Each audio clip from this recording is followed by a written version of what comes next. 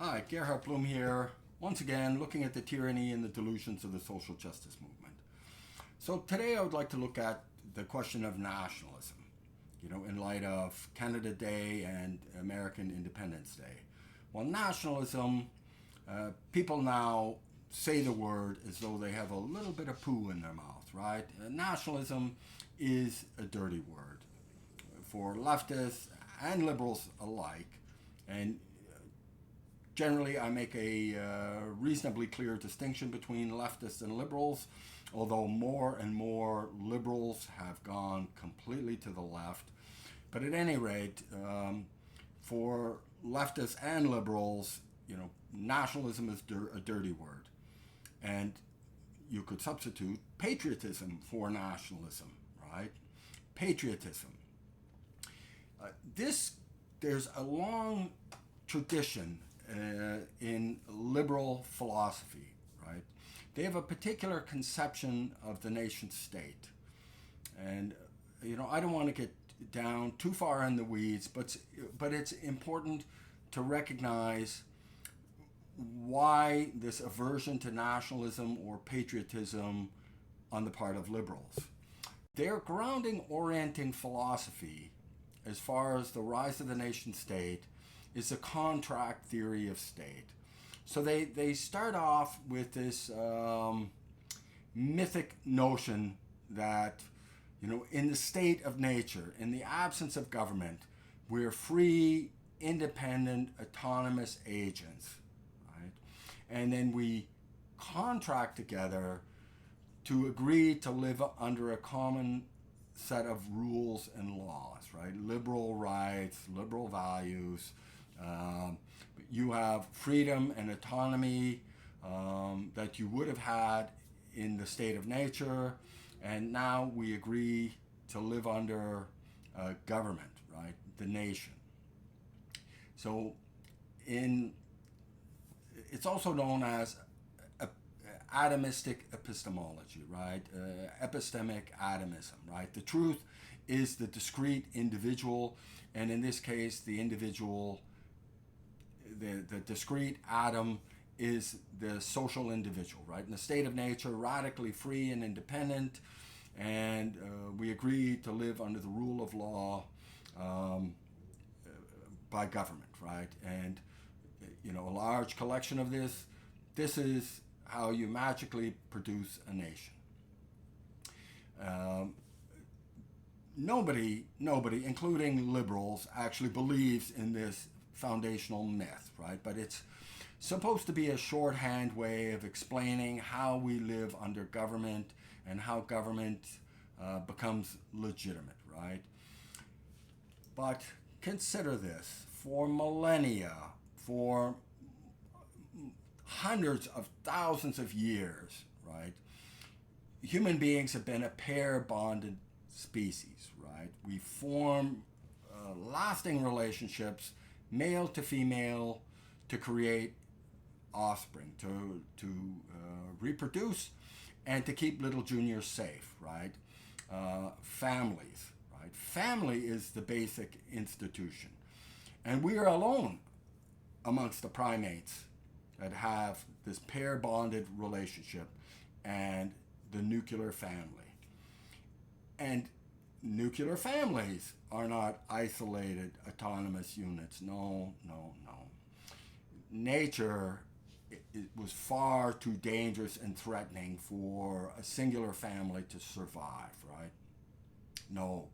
Human communities grew around kinship relations, right? They formed tribes, and those tribes had norms, they had values, they had a shared sense of identity and common purpose, and they would band together to protect themselves from threats, typically other tribes, right? Hostile tribes.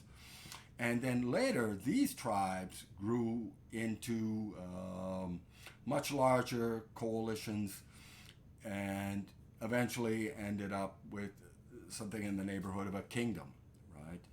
And kingdoms later formed into nations, right? Now, this is important because it recognizes that nations, and there were nations well before the nation state, right? Well before the nation state, you had large groups of people with a common sense of identity, a common sense of purpose, shared values, same norms, traditions, and customs. These were nations. They were nations before the nation state formed. And yes, you had the nation state form, where you have a recognizable government, the rule of law, forming in a recognizable state sense. But you also had states that were multinational, right? They were nations brought together under a large state, right? But the importance of this is that this has all sorts of consequences. It might seem relatively abstract at first, but this has serious consequences. You have the rise of these global internationalists, right? These global internationalists think, the nation and patriotism is a species of evil, and that human beings can be arbitrarily abstracted from one context and brought into another, right? We're interchangeable beings, right? Social atoms, right? But we're not. We're embedded in communities with traditions and customs and values. This is important, right? When Angela Merkel welcomed 1 million Muslims into Europe, and they continue to flood into Europe, they bring their customs, their values, and traditions with them. Now, these aren't, mutually interchangeable pieces, right? You can't drop me into a Muslim country and expect me to understand the rules and the norms and the laws that they have. Although actually I have a fairly deep understanding, and my understanding of it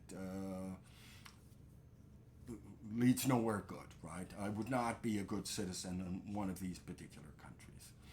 And as it happens, when you bring in immigrants to countries, and there's a large, relatively homogeneous group of people there, and you bring small numbers of people in, they lack sufficient numbers to overwhelm the communities, right? They have to adopt to the norms and customs that prevail. And this would be true if the games being played were equally as valid. You hear multiculturalists talk about the cultural values and beliefs are equally valid, right? They're equally valid. They might be different, but they're equally valid. Well, no, they're not, right? Female genital mutilation, honor killings, enforced suicides, right? These aren't equally valid. They may be happening, but no, they're moral horrors.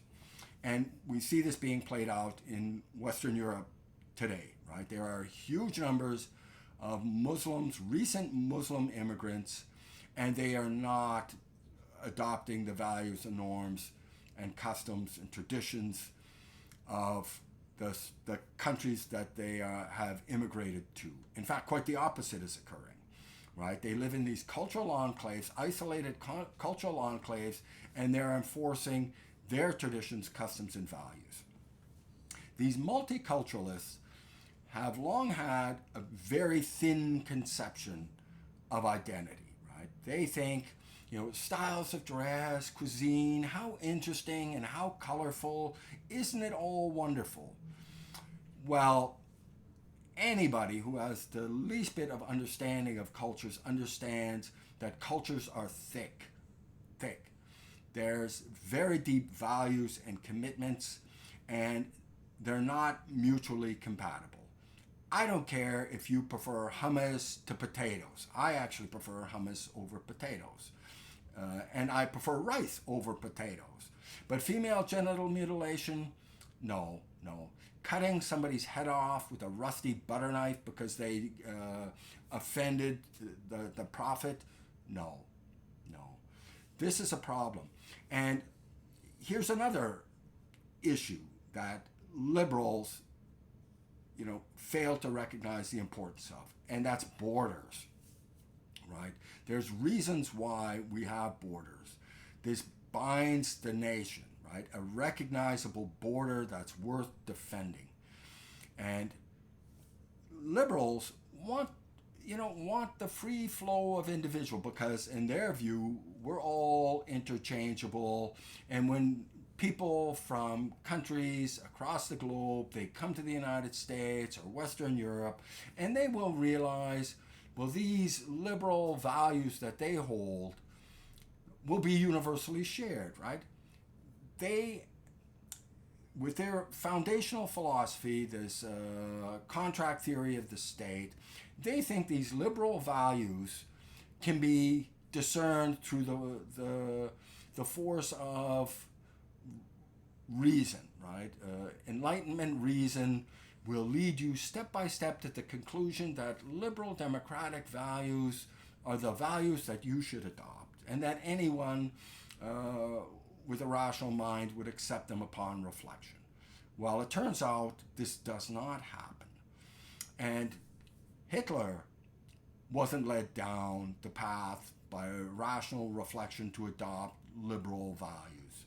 Stalin certainly didn't either, right? Very different conceptions, by the way, absolutely very different conceptions, but neither of whom saw liberal values was the way of the future. These liberal values and the rule of law, individual rights, dignity and the autonomy of the individual, these have a tradition. They didn't magically arise from armchair theorizing. No. There was a long, centuries-long tradition, right? These freedoms arose from people asserting rights against the king, right? Initially, it was the major feudal lords coercing some concessions from the king so that they had a large degree of autonomy and respected the rights of these feudal lords. And over the course of time, these rights filtered down to the individual, right? So Western Europeans and North Americans, we've embraced that tradition. That tradition started in Britain, right? That tradition started in Britain, and it influenced the rest of Western Europe. But even in Western Europe, you have now the EU, right? Well, Britain saw the light, and it recognized that British citizens have a nation, and they have an identity and a tradition and a culture that has significant overlaps with Sweden and Denmark and France and Holland and these other countries. Significant overlaps. The most significant of which is its Judeo-Christian tradition. Right? They share that.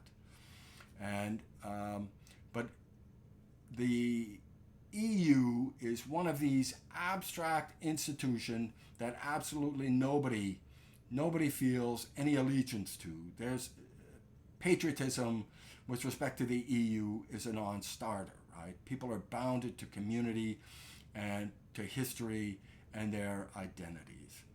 But these global internationalists, they want to open the doors to untold numbers of refugees, and they think this won't cause problems. Well, it is causing problems.